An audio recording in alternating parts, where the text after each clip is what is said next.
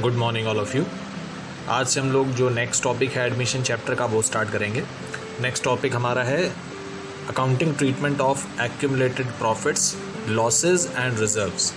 तो admission chapter में हम लोग ने पहले भी डिस्कस किया है कि टोटल 5 टॉपिक्स हैं हमारे सिलेबस में, जिसमें से 3 टॉपिक्स हम लोग डिस्कस कर चुके हैं। पहला था calculation of new ratio and sacrificing ratio, दूसरा था accounting treatment of goodwill, third था revaluation of assets and liabilities, और अब फोर्थ टॉपिक हम लोग स्टार्ट करेंगे accounting treatment of reserves, accumulated profits and losses. तो सबसे पहले ये डिस्कस करते हैं कि टॉपिक क्या है। जब किसी पार्टनर का एडमिशन हो रहा है तो उस केस में जो नया पार्टनर आ रहा है तो उस नए पार्टनर को 2 राइट्स मिल जाते हैं फर्म में। ये हमने पहले भी डिस्कस किया है कि जो नया पार्टनर आता है उसको फर्म में क्या राइट्स मिलते हैं। तो फर्म में उसको क्या राइट्स मिल जाते हैं ये हमने पहले भी डिस्कस किया था कि उस पार्टनर को फर्म के प्रॉफिट्स और लॉसेस को शेयर करने का राइट मिल जाता है कि फ्यूचर में जो भी प्रॉफिट लॉस होगा उसमें वो पार्टनर शेयर कर सकता है। और दूसरा राइट उसको जो मिलता है वो होता है right in the assets and liabilities of the firm, कि फर्म के जो भी असेट्स और लायबिलिटीज़ हैं उसमें भी इस पार्टनर का एक शेयर होगा, एक हिस्सा होगा कि अगर फ्यूचर में इन असेट्स को बेचा जाता है या लायबिलिटीज़ को पे किया जाता है तो उससे जो भी प्रॉफिट लॉसेज होंगे उसमें इस पार्टनर का भी शेयर होगा फ्यूचर में, यानी उसके एडमिशन के बाद। तो प्रॉब्लम यहाँ पे ये आ रही है कि जो पुराने पार्टनर्स हैं हमारे, एक एग्जांपल हम लोग ले लेते हैं कि ए और बी बिजनेस कर रहे थे अभी तक, और एक नया पार्टनर जो कि सी है उसका एडमिशन हो रहा है। तो ए और बी ने क्या किया था, जब ए और बी बिजनेस कर रहे थे तो ए और बी हर साल प्रॉफिट का कुछ पार्ट सेव करके रखते थे। तो प्रॉफिट में से कुछ पैसा वो सेव करके रखते थे। हमने चैप्टर नंबर 1 में डिस्कस भी किया है कि जब हम पीएल एप्रोप्रिएशन अकाउंट बनाते हैं तो पीएल एप्रोप्रिएशन अकाउंट के डेबिट साइड में आपको याद होगा हम टू रिजर्व भी लिखते थे। कभी अगर क्वेश्चन कहता था कि प्रॉफिट का कुछ हिस्सा आप रिजर्व में ट्रांसफ़र कर दीजिए तो प्रॉफिट को डिस्ट्रीब्यूट करने से पहले हम रिजर्व भी बना लेते थे, उसको हम लिखते थे टू जनरल रिजर्व या टू रिजर्व। तो ये जो रिजर्व पार्टनर्स बनाते हैं ये बनाते हैं फ्यूचर के लिए कि अगर फ्यूचर में कोई प्रॉब्लम होगी तो रिजर्व में पैसा रखा हुआ है हमारे पास और उसको हम यूज़ कर सकते हैं। तो ए और बी ने अपने प्रॉफिट में से कुछ पैसा बचा के सेव करके रखा हुआ है फ्यूचर पर्पस के लिए कि फ्यूचर में कोई प्रॉब्लम आ जाए तो उसको यूज़ कर लें वो। और सिर्फ एक ही रिजर्व नहीं बनता, कई सारे रिजर्व्स बनते हैं। तो अगर नया पार्टनर बिजनेस में एडमिशन ले रहा है तो फ्यूचर में तो इस रिजर्व में से वो भी अपना शेयर मांगेगा, क्योंकि अभी हमने डिस्कस किया कि जब एक नए पार्टनर का एडमिशन होता है तो उसको फर्म के जितने भी असेट्स और लायबिलिटीज़ होते हैं उसमें शेयर मिलता है, उसका राइट हो जाता है कि वो जो भी फर्म के असेट्स और लायबिलिटीज़ हैं उसमें अपना शेयर मांग सकता है वो। तो अगर पार्टनर्स ने कुछ पैसा सेव करके रखा हुआ है, कुछ अनडिस्ट्रीब्यूटेड प्रॉफिट्स हैं उनके पास जिनको उन्होंने डिस्ट्रीब्यूट नहीं किया अभी तक, तो अगर वो अभी उन प्रॉफिट्स को डिस्ट्रीब्यूट नहीं करेंगे तो क्या होगा कि फ्यूचर में ये जो नया पार्टनर आ रहा है ये भी अपना हिस्सा उसमें से मांगने लगेगा। और रियलिटी ये है कि ये पार्टनर बिजनेस में था ही नहीं जब ये रिजर्व बनाए गए थे। तो जब ये रिजर्व्स बनाए जा रहे थे तो उस केस में ये जो नया पार्टनर आ रहा है ये उस समय बिजनेस का पार्ट ही नहीं था, लेकिन फ्यूचर में ये भी अपना हिस्सा मांगने लगेगा। और मांगने लगेगा तो देना भी पड़ेगा क्योंकि he is a rightful owner of the business, क्योंकि वो एक ओनर बन चुका है बिजनेस का। तो इस प्रॉब्लम को सॉर्ट आउट करने के लिए सबसे सिंपल एडजस्टमेंट क्या होता है कि जितने भी एक्यूमुलेटेड प्रॉफिट्स हैं या लॉसेज हैं, पुराने पार्टनर्स क्या करते हैं, उन प्रॉफिट्स और उन लॉसेज को आपस में डिस्ट्रीब्यूट कर लेते हैं नए पार्टनर का एडमिशन लेने से पहले।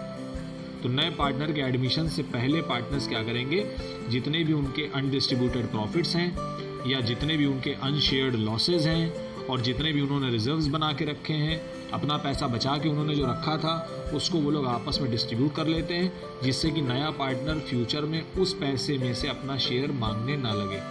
लेकिन अगर वो मांगने लगेगा तो देना पड़ेगा। तो इसलिए ऐसी प्रॉब्लम फ्यूचर में ना आए, इसलिए पुराने पार्टनर्स पहले ही सारे प्रॉफिट्स को, लॉसेज को और रिजर्व्स को आपस में डिस्ट्रीब्यूट कर लेते हैं। तो यहाँ पे क्या ट्रीटमेंट हमारे निकल के आया सामने कि all accumulated profits, losses and reserves are distributed between old partners in old profit sharing ratio. तो ये हमारा ट्रीटमेंट निकल के आता है। तो ऐसा ही देखिए यहाँ लिखा भी होगा ये जो थ्योरी यहाँ पे लिखी हुई है, at the time of admission firm में हैव बैलेंसेज इन रिजर्व्स से प्रॉफिट लॉस का क्रेडिट बैलेंस हो सकता है, डेबिट बैलेंस भी हो सकता है, कुछ भी हो सकता है, रिजर्व हो सकता है। तो ये सब कहाँ लिखा होगा? बैलेंस शीट में। Similarly it can have debit balance of PL also. Debit balance of PL का मतलब होता है लॉस। उसके बाद कोई फिक्टिशियस असेट हो सकता है, फॉर एग्जाम्पल एडवर्टीजमेंट सस्पेंस। और फिर आगे देखिए लिखा हुआ है the balances in reserves and accumulated profits are transferred to old partners in their old profit sharing ratio.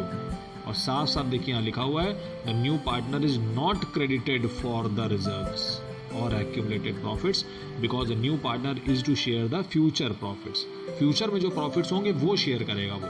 Future में अगर कोई रिजर्व बनेगा तब उसमें उसका हिस्सा होगा, पर जो पहले से पुराने रिजर्व्स बने हुए हैं या पुराने प्रॉफिट्स हैं या पुराने लॉसेज हैं तो उसमें नए पार्टनर का हिस्सा क्यों होगा?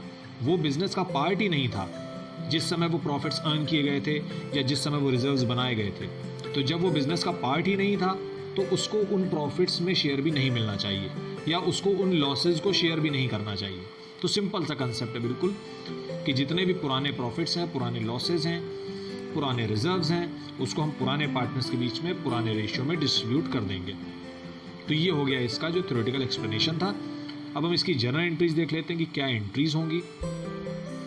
देखिए सबसे पहले हमें ये देखना होगा कि ये चीज़ें कहाँ पे दी रहेंगी हमको क्वेश्चन में। तो सिंपल सी चीज़ है कि बैलेंस शीट हमें क्वेश्चन में दी रहती है।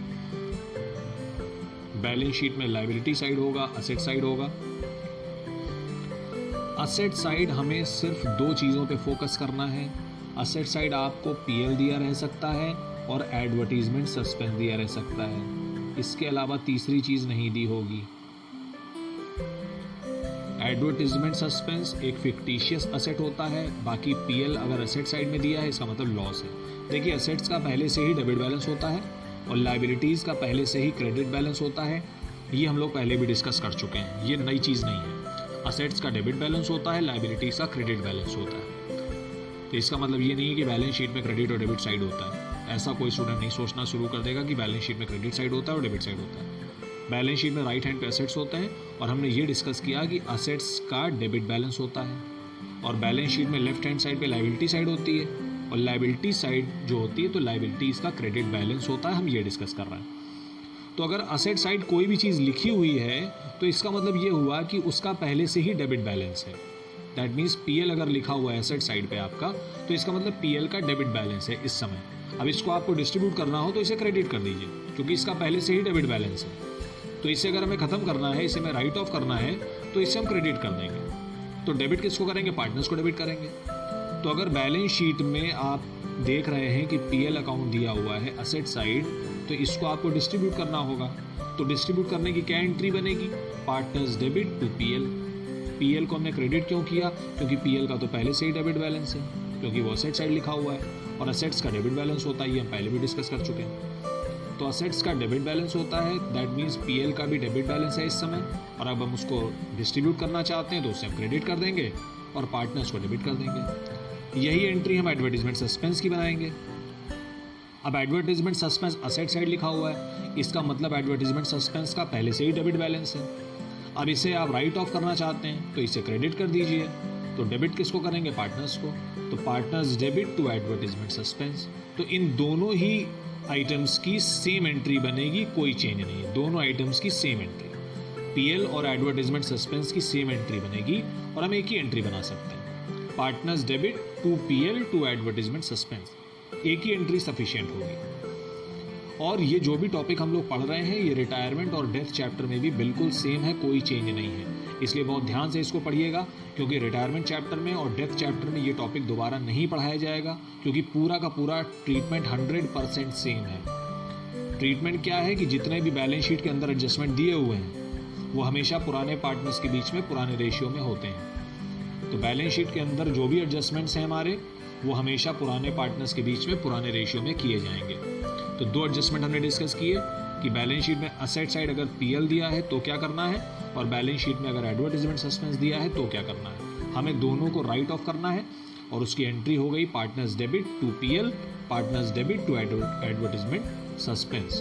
तो ये तो हो गया असेट साइड। असेट साइड आपको दो चीज़ें मिलेंगी। इसके पहले भी हमने एक चीज़ डिस्कस की थी कि असेट साइड आपको गुडविल भी कभी कभी मिलता है। तो वो तो हमने गुडविल टॉपिक में ऑलरेडी डिस्कस किया हुआ है कि असेट साइड अगर गुडविल लिखा हुआ है तो ये होती है ओल्ड गुडविल। तो इसको भी तो राइट ऑफ करने की एंट्री हमने डिस्कस की थी पहले, और इसकी एंट्री हमने वही डिस्कस की थी, पार्टनर्स डेबिट टू गुडविल।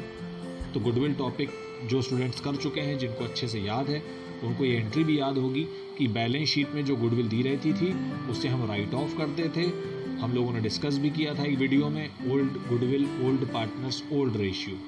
तो old goodwill is written off among old partners in old profit sharing ratio.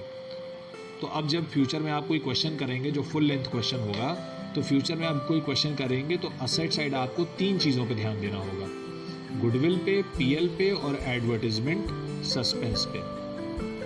फिलहाल अभी जो टॉपिक हम लोग पढ़ रहे हैं उसका गुडविल से कोई लेना देना नहीं है, वो मैंने अभी आपको इसलिए बता दिया क्योंकि बैलेंस शीट तो आगे क्वेश्चन में आपको मिलेगी ही मिलेगी। तो बैलेंस शीट में आप तीनों चीज़ों पे ध्यान दे लीजिएगा कि गुडविल अगर दी है और पीएल दिया है और एडवर्टाइजमेंट सस्पेंस दिया है तो तीनों की एंट्री सेम है। क्या एंट्री है? Partners debit to goodwill, partners debit to PL, partners debit to advertisement suspense. तो अभी जो टॉपिक हम लोग कर रहे हैं एक्यूमुलेटेड प्रॉफिट्स एंड लॉसेज, इसके अंदर में गुडविल का ट्रीटमेंट नहीं आता, वो तो हम लोग पहले ही पढ़ चुके हैं। तो गुडविल का ट्रीटमेंट तो हम लोग पहले ही पढ़ चुके हैं कि ओल्ड गुडविल का क्या किया जाएगा, ये तो हम पहले ही देख चुके हैं। तो इस समय हमारा टॉपिक ऑफ कंसिडरेशन ये नहीं है, इस समय हमारा टॉपिक है पीएल और ये एडवर्टाइजमेंट सस्पेंस। तो पीएल हमारा क्या है? पीएल हमारा है एक्यूमुलेटेड लॉस, और एडवर्टाइजमेंट सस्पेंस क्या है? एडवर्टाइजमेंट सस्पेंस है एक फिक्टिशियस असेट। तो दोनों को हम राइट ऑफ कर देते हैं। तो ये तो हो गया असेट साइड। तो असेट साइड आपको जनरली 3 चीज़ें मिलती हैं, तो तीनों का ट्रीटमेंट बिल्कुल सेम।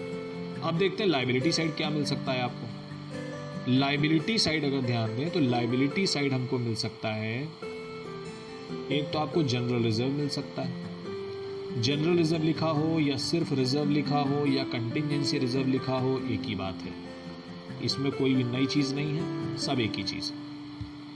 तो जनरल रिजर्व, रिजर्व या कंटिंजेंसी रिजर्व एक ही चीज़ है। अब ये कहाँ पे लिखे हुए हैं? ये लायबिलिटी साइड लिखे हुए हैं, और मैंने अभी पहले बताया आपको कि लायबिलिटीज़ का पहले से ही क्रेडिट बैलेंस होता है। तो अब अगर आपसे कहा जाए कि जनरल रिजर्व को डिस्ट्रीब्यूट करना है तो उसका तो पहले से ही क्रेडिट बैलेंस है, तो अगर हमें उसको डिस्ट्रीब्यूट करना है तो हम उसको डेबिट कर दें। तो क्रेडिट किसको करेंगे? पार्टनर्स को करेंगे। तो असेट की और लायबिलिटी की एंट्री बिल्कुल उल्टी हो जाएगी, रिवर्स हो जाएगी। अभी हमने असेट के केस में क्या एंट्री डिस्कस की थी? ये देखिए पीएल था और एडवर्टाइजमेंट सस्पेंस था। असेट के केस में हमने क्या एंट्री डिस्कस की थी? Partners debit to PL, partners debit to advertisement suspense. लेकिन अब हम उल्टी एंट्री डिस्कस कर रहे हैं। अब हम पार्टनर्स को डेबिट नहीं कर रहे हैं, अब हम पार्टनर्स को क्रेडिट कर रहे हैं। और डेबिट किसको कर रहे हैं? डेबिट कर रहे हैं हम कंसर्न्ड आइटम को, जो भी चीज़ आपको डिस्ट्रीब्यूट करनी है। जनरल रिजर्व डिस्ट्रीब्यूट करना है तो उसकी एंट्री आप कर दीजिए general reserve debit to partners, क्योंकि जनरल रिजर्व कहाँ लिखा हुआ है? लायबिलिटी साइड लिखा है, और लायबिलिटी का पहले से ही क्रेडिट बैलेंस होता है। तो दैट मीन्स जनरल रिजर्व का तो पहले से ही क्रेडिट बैलेंस है, तो अब उसको हम दोबारा क्रेडिट क्यों करेंगे? उसे तो हम डिस्ट्रीब्यूट करने जा रहे हैं, तो अब आप उसको डेबिट कर देंगे। तो general reserve debit to partners, ये एंट्री हो गई। उसके बाद और क्या मिल सकता है आपको लायबिलिटी साइड? लायबिलिटी साइड आपको पीएल भी मिल सकता है। अब पीएल या तो लायबिलिटी में होगा या असेट में होगा, कहीं एक ही जगह होगा, एक साथ दोनों तरफ तो नहीं हो सकता। अगर असेट साइड है तो इसका मतलब लॉस होता है, और लायबिलिटी साइड है तो इसका मतलब प्रॉफिट होता है। तो एक बार में या तो प्रॉफिट होगा या लॉस होगा। तो अगर आपको लायबिलिटी साइड पीएल दिया हुआ है तो वो असेट साइड नहीं दिया होगा। तो लायबिलिटी साइड दिया तो एंट्री क्या हो जाएगी? PL debit to partners, same entry. अब पीएल तो पहले से ही क्रेडिट है, तो अब इसको दोबारा क्रेडिट नहीं करेंगे, अब आप पीएल को क्या करेंगे? डेबिट करेंगे। तो पीएल डेबिट टू पार्टनर्स। तो अगर लायबिलिटी साइड आपको कोई चीज़ दी हुई है, उसे हमें डिस्ट्रीब्यूट करना है, तो उसे आप डेबिट कर दीजिए, क्योंकि पहले से ही उसका क्रेडिट बैलेंस चल रहा है, दोबारा क्रेडिट नहीं करना है। तो लायबिलिटी साइड हमको जनरल रिजर्व डिस्कस हो गया, पीएल डिस्कस हो गया, और क्या मिल सकता है आपको? और आपको मिल सकता है वर्कमैन कंपेंसेशन रिजर्व, और मिल सकता है investment fluctuation reserve. Workman compensation reserve किस लिए बनाया जाता है? कि अगर किसी वर्कर का एक्सीडेंट हो जाए ड्यूरिंग बिजनेस आवर्स तो हमें कंपेंसेशन देना पड़ सकता है। तो उस कंडीशन के लिए, उस कंडीशन में हमें जो पेमेंट करना पड़ेगा, उसके लिए हम पहले से ही वर्कमैन कंपेंसेशन रिजर्व बना के रखते हैं। तो पार्टनर्स अपने प्रॉफिट का कुछ हिस्सा वर्कमैन कंपेंसेशन रिजर्व के रूप में बना देते हैं कि अगर फ्यूचर में कोई लाइबिलिटी आती है, कोई फाइनेंशियल लाइबिलिटी बनती है, तो उसका पेमेंट आसानी से किया जा सके। उसी तरह से इन्वेस्टमेंट फ्लक्चुएशन रिजर्व भी होता है। तो पहले हम लोग वर्कमैन कंपेंसेशन रिजर्व को डिस्कस कर लेते हैं, फिर इन्वेस्टमेंट फ्लक्चुएशन रिजर्व को भी कर लेंगे। वर्कमैन कंपेंसेशन रिजर्व को देखिए क्या करना है, इसको भी डिस्ट्रीब्यूट करना है, सेम एंट्री होगी, workman compensation reserve debit to partners, इसे भी आप डिस्ट्रीब्यूट कर दीजिए। बस एक ध्यान देना है कि इसको डिस्ट्रीब्यूट करने से पहले आपको ये देखना होगा कि कहीं कोई पेमेंट तो हमें नहीं करना है किसी वर्कर को। हो सकता है क्वेश्चन में नीचे लिखा हो कि there is a claim of ₹5,000 towards workman compensation. मान लीजिए वर्कमैन कंपेंसेशन रिजर्व आपको बैलेंस शीट में दिया है 40,000 रुपये, 40,000 का फंड है हमारे पास, और नीचे क्वेश्चन कह रहा है कि 5,000 रुपये में पे करने हैं। तो 5,000 पे करना है, तो इसका मतलब आपके पास एक्स्ट्रा कितना है, आपके पास एक्स्ट्रा है सिर्फ 35, तो आप सिर्फ 35 को डिस्ट्रीब्यूट करेंगे पार्टनर्स के बीच में, पूरे 40 को डिस्ट्रीब्यूट नहीं करेंगे। तो इसका मतलब वर्कमैन कंपेंसेशन रिजर्व को डिस्ट्रीब्यूट करने से पहले हम ये देख लेंगे कि कहीं कोई लायबिलिटी का पेमेंट तो हमें नहीं करना है। अगर पेमेंट करना है तो उतना पैसा छोड़ के जितना एक्स्ट्रा बचे उतना आप डिस्ट्रीब्यूट कर दीजिए। बाकी वर्कमैन कंपेंसेशन रिजर्व का एक सेपरेट इलस्ट्रेशन होगा, उसको भी हम लोग डिस्कस करेंगे, क्योंकि वर्कमैन कंपेंसेशन रिजर्व के 4-5 केसेस हो सकते हैं और इन्वेस्टमेंट फ्लक्चुएशन रिजर्व के भी 4-5 केसेस हो सकते हैं। तो इसके सेपरेट इलस्ट्रेशन हम लोग देखेंगे, तब ये टॉपिक पूरी तरह से क्लियर हो जाएगा। बस इतना हमें मेनली फोकस करना है कि जितना एक्स्ट्रा होगा उतना डिस्ट्रीब्यूट करेंगे बस, क्योंकि ये स्पेसिफिक रिजर्व्स हैं, ये किसी पर्टिकुलर पर्पस के लिए बनाए गए हैं। तो अगर उस पर्पस का कोई पेमेंट आपको करना है तो पहले उस पेमेंट को आप करेंगे, बाकी जो बच जाएगा उसका आप पार्टनर्स के बीच में डिस्ट्रीब्यूशन कर देंगे। अब इन्वेस्टमेंट फ्लक्चुएशन रिजर्व देख लेते हैं क्यों बनाया जाता है। बैलेंस शीट में कई बार हमको इन्वेस्टमेंट दिए रहते हैं।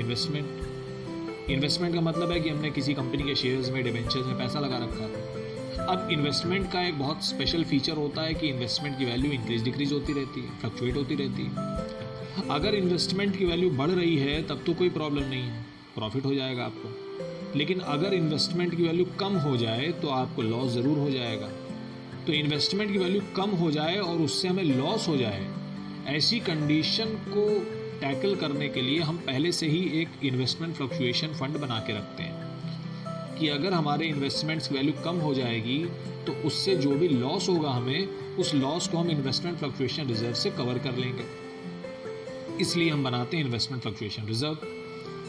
तो इन्वेस्टमेंट फ्लक्चुएशन रिजर्व को डिस्ट्रीब्यूट करने से पहले आप ये देखेंगे कि इन्वेस्टमेंट की वैल्यू कम तो नहीं हो रही है। अगर इन्वेस्टमेंट की वैल्यू कम हो रही है तो जितनी वैल्यू कम हुई उतनी वैल्यू पहले आप रिजर्व से कवर कर लीजिए और जो एक्स्ट्रा बचे वो डिस्ट्रीब्यूट कर दीजिए। फॉर एग्जाम्पल, इन्वेस्टमेंट की वैल्यू हमारी बैलेंस शीट में लिखी हुई है 50,000 और जो प्रेजेंट मार्केट वैल्यू है वो है 40,000। तो हमारे हिसाब से वैल्यू है 50 और जो प्रेजेंट वैल्यू है वो है 40। दैट मीन्स हमारा 10,000 रुपये का नुकसान हो चुका है। इस 10,000 को पहले हम इन्वेस्टमेंट फ्लक्चुएशन रिजर्व से कवर करेंगे और उसके बाद जितना फंड एक्स्ट्रा बचेगा हमारे पास उतना हम पार्टनर्स के बीच में डिस्ट्रीब्यूट कर देंगे। तो सिंपल सा ये फंडा हो गया कि इन्वेस्टमेंट फ्लक्चुएशन रिजर्व का जो एक्स्ट्रा पोर्शन है उसको डिस्ट्रीब्यूट करना है और वर्कमैन कंपेंसेशन रिजर्व का जो एक्स्ट्रा पोर्शन है उसको डिस्ट्रीब्यूट करना है। तो जो एक्स्ट्रा पार्ट है खाली वो डिस्ट्रीब्यूट होगा, पूरा अमाउंट डिस्ट्रीब्यूट करने से पहले हमें एक बार देख लेना है कि कोई लायबिलिटी तो नहीं है। उस लायबिलिटी को पहले आप कवर करके तब पे करेंगे। तो एंट्री इनकी सब सेम ही रहेगी। ये चारों देखिए लायबिलिटी साइड लिखे हुए हैं, तो ये पहले से ही क्रेडिट हैं, तो इन सबको आप डेबिट कर दीजिए और पार्टनर्स को क्रेडिट कर दीजिए। ये देखिए ये एंट्री यहाँ लिखी भी हुई है, ये एंट्री देखिए यहाँ लिखी है, ये एंट्री, ये देखिए PL debit, general reserve debit, workman compensation reserve debit, investment fluctuation reserve debit to old partners capital accounts. तो इन चारों को हमने डेबिट कर दिया, रिजर्व को, पीएल को, वर्कमैन कंपेंसेशन को, इन्वेस्टमेंट फ्लक्चुएशन रिजर्व को, सबको डेबिट कर दिया और पार्टनर्स को देखिए क्रेडिट कर दिया। तो ये चारों हमारे डिस्ट्रीब्यूट हो गए, क्योंकि ये पहले से ही क्रेडिट बैलेंस चल रहा था, इनका पहले से ही क्रेडिट थे, तो दोबारा क्रेडिट करने का कोई मतलब नहीं है। तो इनको अब आप डेबिट कर दीजिए और पार्टनर्स को क्रेडिट कर दीजिए, पार्टनर्स को पैसा मिल जाएगा। तो ये है बैलेंस शीट के एडजस्टमेंट्स जिस पे ये टॉपिक पूरा बेस्ड है। तो इस टॉपिक में यही एडजस्टमेंट्स आपको बार बार मिलेंगे, तो इन्हीं टॉपिक्स को हमें बार बार देखना होगा। देखिए अब आगे बढ़ते हैं, इसमें देखते हैं। ये देखिए यहाँ पे लिखा हुआ है कि रिजर्व और प्रॉफिट्स वगैरह की एंट्री आपको पास करनी ही है, चाहे क्वेश्चन आपसे कहे या ना कहे। दैट मीन्स अगर बैलेंस शीट में जनरल रिजर्व लिखा हुआ है, पीएल लिखा हुआ है, वर्कमैन कंपनसेशन रिजर्व लिखा हुआ है, तो क्वेश्चन आपको बताएगा तब आप उसको डिस्ट्रीब्यूट करेंगे। तो ऐसा नहीं है, अगर बैलेंस शीट में लिखा है जनरल रिजर्व तो उसे डिस्ट्रीब्यूट कर दीजिए, अगर पीएल लिखा है तो उसे डिस्ट्रीब्यूट कर दीजिए, क्वेश्चन बताए या ना बताए। अंडरस्टूड है कि उसे हमें डिस्ट्रीब्यूट करना ही करना है, क्योंकि अगर हम नहीं करेंगे तो फ्यूचर में नया पार्टनर भी मांगेगा पैसा, तो ऐसा तो पॉसिबल ही नहीं है कि हम उसको भी दें, क्योंकि उसने तो बनाया नहीं है ये रिजर्व। तो हमें डिस्ट्रीब्यूट करना ही करना है, क्वेश्चन कहे आपसे या ना कहे। तो ये कंसेप्ट हमारा क्लियर हो गया कि हमें हर हाल में मतलब उसको डिस्ट्रीब्यूट करना ही करना होगा। अब देखिए इलस्ट्रेशन 36 क्या कह रहा है। अर्पित एंड भानु पार्टनर्स, पुराना रेशियो 5:3, चंद्रा एडमिटेड 1/3। चंद्रा नया पार्टनर है, 1/3 उसका रेशियो है। On the date of admission the balance sheet showed general reserve 60,000, balance of 20,000 in PL on asset side. तो दो चीज़ें हमें दी हैं। तो बैलेंस शीट में अभी हमने डिस्कस किया कि पीएल असेट और लायबिलिटी दोनों में हो सकता है, तो इस समय पीएल कहाँ पे है, असेट में है, और जनरल रिजर्व तो हमेशा यहीं पे होगा। तो दो चीज़ें हैं सिर्फ, तो जितनी भी हमने डिस्कस की हैं उसमें से सिर्फ दो चीज़ें इस समय आपको दे रखी हैं। तो एंट्री हम ऑलरेडी डिस्कस कर चुके हैं कि लायबिलिटी तो पहले से ही क्रेडिट होती हैं और असेट पहले से ही डेबिट होते हैं। तो कोई चीज़ अगर पहले से ही डेबिट है तो उसे क्रेडिट कर दो, और कोई चीज़ पहले से ही क्रेडिट है उसे डेबिट कर दो। तो जनरल रिजर्व तो डेबिट हो जाएगा, तो क्रेडिट कौन होगा, पार्टनर्स। ये देखिए एंट्री लिखी हुई है, general reserve debit to Arpit to Bhanu, और पीएल पहले से ही डेबिट है तो उसे क्रेडिट कर दीजिए। तो डेबिट कौन होगा, पार्टनर्स। तो एंट्री क्या हो गई, पार्टनर्स डेबिट टू पीएल।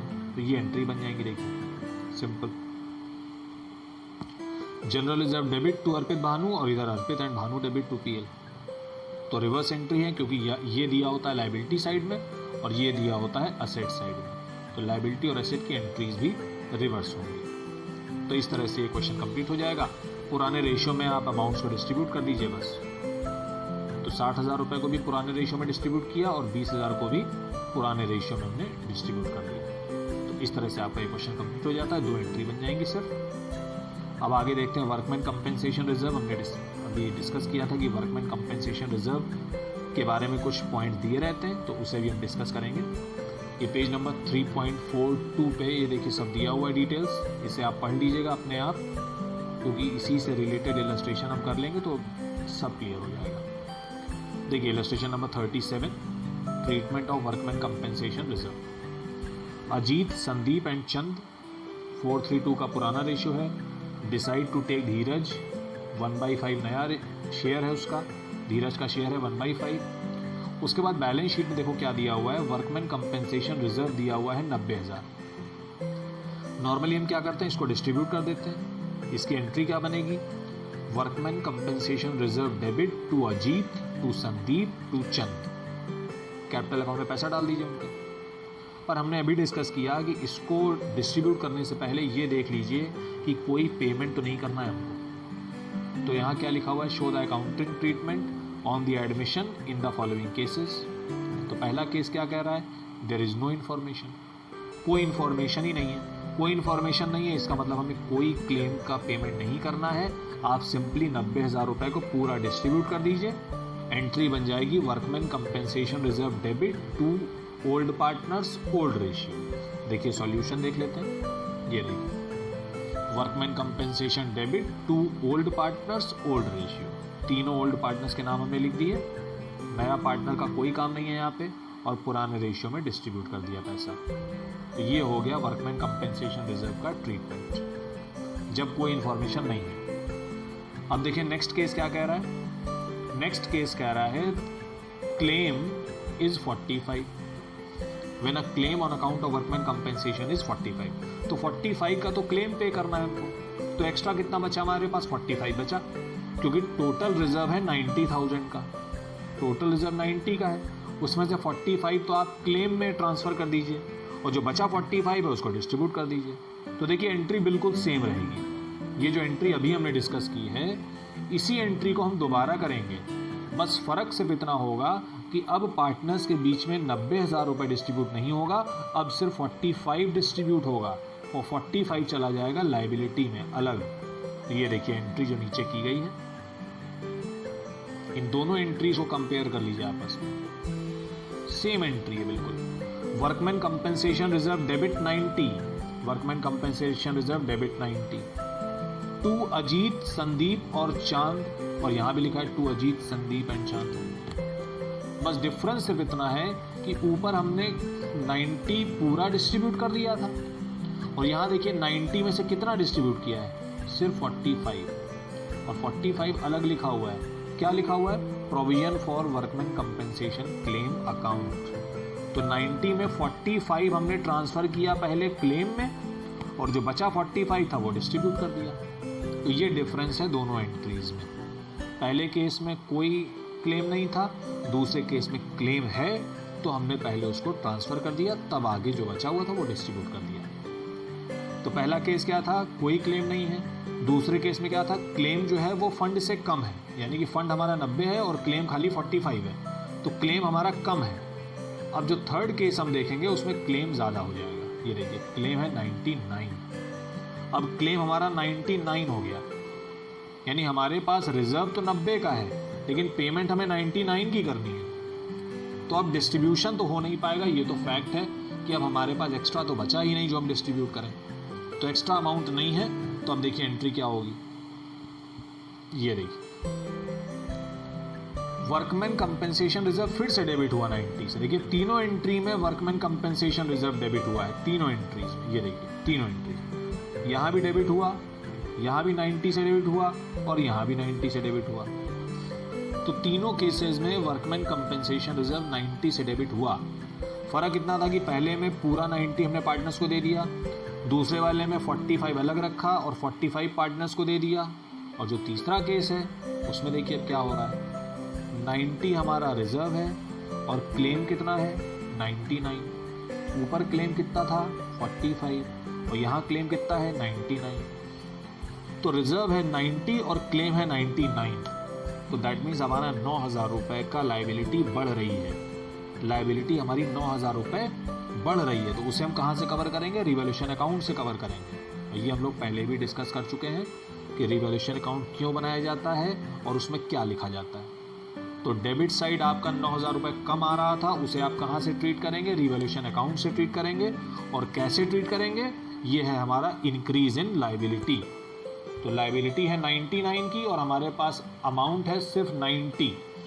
तो जो 9,000 रुपये हमारा एडजस्ट नहीं हो पा रहा है उसे हमने किया रिवैल्यूएशन अकाउंट से 9,000 रुपये। और अब ये जो 9,000 का लॉस हुआ है इसे हम पार्टनर्स के बीच में डिस्ट्रीब्यूट कर दे रहे हैं। देखिए पुराने पार्टनर्स पुराना रेशियो, रिवैल्यूएशन का प्रॉफिट और लॉस वैसे भी पुराने पार्टनर्स और पुराने रेशियो में ही डिस्ट्रीब्यूट होता है, तो उसे हमने इस तरह से देखिए डिस्ट्रीब्यूट कर दिया। तो ये थर्ड केस था जब हमारी जो लायबिलिटी है वो रिजर्व से ज़्यादा है। तो तीनों केस हमारे हो गए। पहले में लायबिलिटी कोई लायबिलिटी नहीं थी, दूसरे में लायबिलिटी कम थी और तीसरे में लायबिलिटी ज़्यादा है। तो लायबिलिटी अगर ज़्यादा है तो आप रिवैल्यूएशन अकाउंट से कवर कर लीजिए और रिवैल्यूएशन अकाउंट में जो लॉस होगा उसे पुराने पार्टनर्स के बीच में पुराने रेशियो में डिस्ट्रीब्यूट कर देंगे। तो ये हमारा ट्रीटमेंट हुआ वर्कमैन कंपेंसेशन रिजर्व का। तो वर्कमैन कंपेंसेशन रिजर्व में इसी तरह के पॉइंट आपको मिलेंगे। तो कोई भी क्वेश्चन होगा इसी तरह के पॉइंट हमें डिस्कस करने होंगे। देखिए यहाँ भी ऐसे ही दिया हुआ इलस्ट्रेशन 38 में भी कोई नई चीज़ नहीं है। रिजर्व है हमारा 90,000 और पहले केस में 60,000 रुपये की लायबिलिटी है और दूसरे केस में 1.5 लाख रुपये की लायबिलिटी है। तो पहले केस में हम 30,000 रुपये जो एक्स्ट्रा बच रहा है वो डिस्ट्रीब्यूट कर देंगे, और लेकिन दूसरे केस में बच तो रहा ही नहीं है बल्कि लॉस हो रहा है, तो रिवैल्यूएशन के थ्रू करेंगे। ये देखिए केस 1 और केस 2 सेम एंट्री है, बिल्कुल जैसी एंट्री ऊपर की थी वैसी एंट्री यहाँ पे भी है। तो इस इलस्ट्रेशन को अपने आप बहुत आसानी से देख सकते हैं। वीडियो को पॉज करके इलस्ट्रेशन नंबर 38 को देख लीजिएगा, इसमें कोई प्रॉब्लम नहीं है। तो आज हम लोग सिर्फ इतना ही करेंगे। जो बेसिक कंसेप्ट था इस टॉपिक का वो हमने डिस्कस कर लिया है, और वर्कमैन कंपेंसेशन रिजर्व का जो ट्रीटमेंट था वो हमने डिस्कस कर लिया। तो जितना भी इस वीडियो में पढ़ाया गया है उसके प्रॉपर अपनी कॉपी में नोट्स बना लें। आगे के वीडियोज़ में हम इन्वेस्टमेंट फ्लक्चुएशन रिजर्व का ट्रीटमेंट और फिर फुल क्वेश्चंस देखेंगे, जिसमें जो पिछले 3 टॉपिक जो हमने पढ़े हैं वो भी आएंगे और ये जो चौथा टॉपिक है ये भी साथ में होगा। तो अब जो इलस्ट्रेशंस हम लोग देखेंगे उसमें चारों टॉपिक साथ में दिए होंगे। तो ये एक बेसिक अंडरस्टैंडिंग हो गई हमारी टॉपिक नंबर 4 की। तो इसको बहुत अच्छे से अपनी कॉपी में नोट्स बना लीजिए। और जो एंट्रीज़ हमने बताई हैं अभी कि लाइबिलिटी साइड अगर आइटम्स लिखें तो उसकी क्या एंट्री होंगी, और असेट साइड अगर आइटम्स लिखें तो उसकी क्या एंट्री होंगी, वो भी एक बार लिख लीजिए अपनी कॉपी में। यहाँ पे देखिए सब लिखा हुआ था ऊपर, ये देखिए जर्नल एंट्री लिखी हुई थी कि क्या एंट्रीज़ होती हैं। तो इनको भी एक बार बहुत अच्छे से कर लीजिए। ये देखिए ये लाइबिलिटी साइड वाली एंट्री भी यहाँ लिखी हुई है, एसेट साइड वाली भी लिखी है, पीएल और डिफर्ड वाली। तो इसको भी अपनी कॉपी में नोट करके इस टॉपिक के नोट्स बना के फिर जो इलस्ट्रेशंस कराए गए हैं इसको देख लीजिए अच्छे से, और फिर इसके मैं अनसॉल्व्ड क्वेश्चन शेयर कर दूंगा ग्रुप पे, तो उसको भी कर लीजिएगा। तो thank you so much, do like share and subscribe, God bless you.